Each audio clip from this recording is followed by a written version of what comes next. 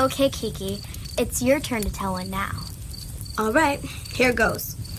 Ever feel like something is secretly watching you?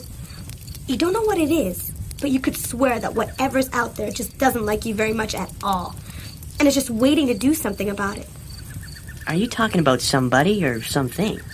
Well, maybe a little of both. Both? What's both? I want you to think about a pet. Not a dog, because everyone knows a dog is man's best friend.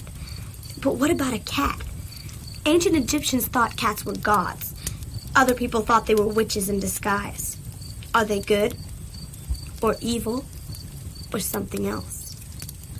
Submitted for the approval of the Midnight Society, I call this story The Tale of the Black Cat.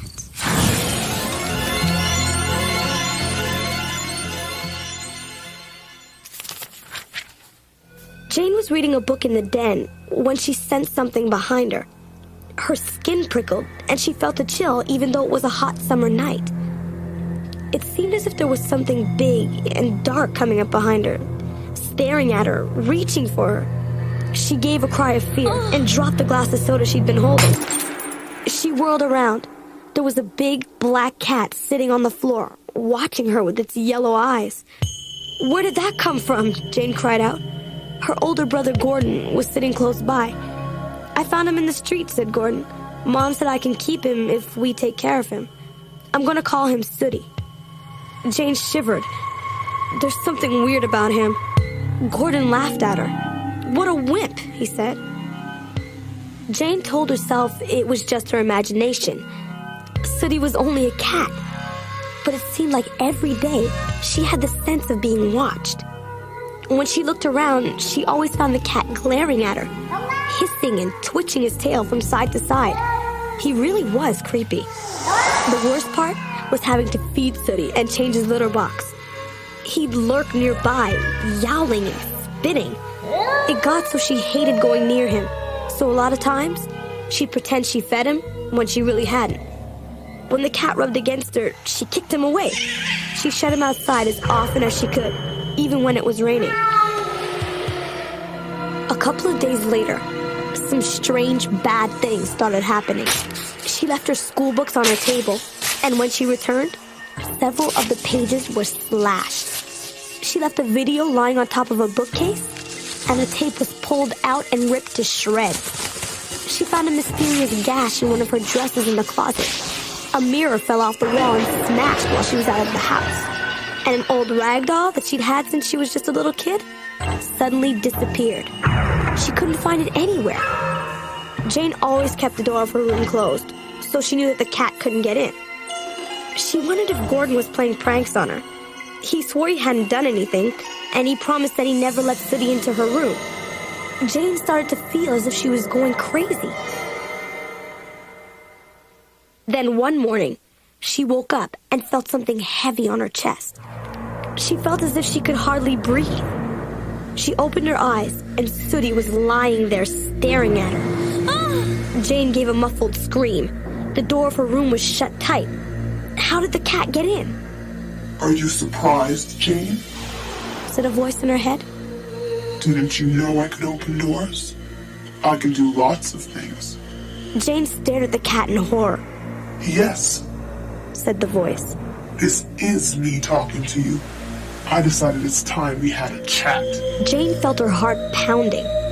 The cat was staring at her. His big yellow eyes were hypnotic. With a trembling hand, Jane reached up to grab him by the neck. Sooty dug in his claws so that Jane felt just the points of them in her chest. "Keep your hands off me, Jane," said the voice. Jane jerked her hand back. "Now listen," said Sooty. "You've been forgetting to feed me, Jane. And you've shut me out of the house. And you've kicked me when no one's looking." Jane couldn't speak. She was terrified. "I think it's time to teach you a lesson," said Sooty. He stared at Jane, and his eyes grew bigger. He made a strange, eerie, yowling sound. Jane felt dizzy. The whole room seemed to explode around her. She felt herself falling. She screamed as she hit the floor. She was lying on her back with her head on the carpet. She struggled to sit up. The room looked huge. She was tiny. She'd been shrunk to the size of a mouse. There was a thump that made the floor shake under her, and she heard a loud, yowling sound. She turned her head and saw Sooty towering over her. The cat looked as big as a 3-story building. He lashed out with his paw and knocked Jane sideways. Let's play, Jane, said the voice in her head. You run, and I try to eat you. Sound fun? Jane felt herself go cold inside. She jumped up and started racing across the floor. But the room was as big as a football field. And Sooty was thundering after her. She imagined his claws like knives. His teeth were as long as her arm. She cried out in horror, imagining what he could do to her. Once again, the cat flipped Jane with his paw. She fell flat with a crash. When she squirmed around, she glimpsed the cat's huge face. She saw his jaws gaping as wide as a garage door. Jane screamed in panic as the jaws closed around her. She struggled, but the giant teeth held her tight. Then the cat jerked his head and tossed Jane into the air.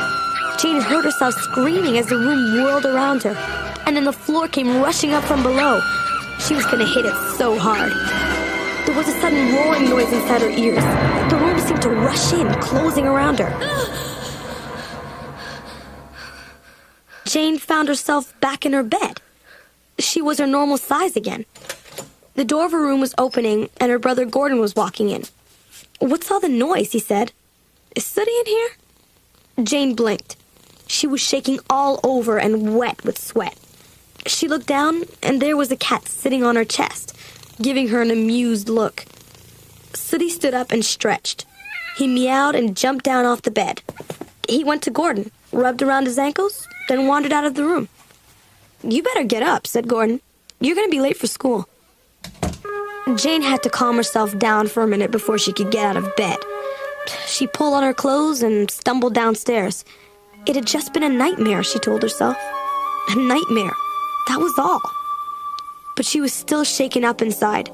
She could hardly eat her breakfast, and she jumped at the slightest sound. Finally, she stood up and walked toward the door. Sooty was stretched in front of it, blocking her way. Jane jumped back. The cat stared at her for a moment. Then as Jane watched, he walked over to the box where he slept in the corner. Jane suddenly saw that there was something in the box. It was her old rag doll, the one that was missing. The cat stared at Jane again. Then he reached up with one paw, put out his razor-sharp claws, and slowly raked them across the doll's face.